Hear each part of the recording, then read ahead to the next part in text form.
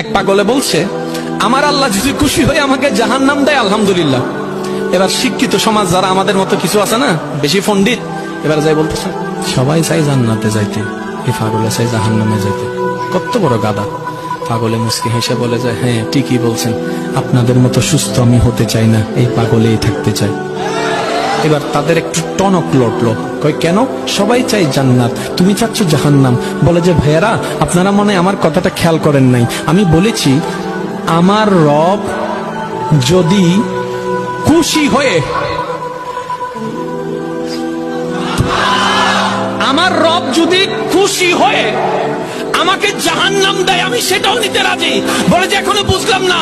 পাগল বলে জ্ঞান দিয়ে রবের বিষয় বোঝা যায় না, দিল দিয়ে বুঝতে হয়। আরে শুনো, রব যখন খুশি হয়ে যাবে জাহান্নামটা জান্নাত হয়ে যাবে, রব যখন নারাজ হয়ে যাবে জান্নাতটা জাহান্নাম হয়ে যাবে।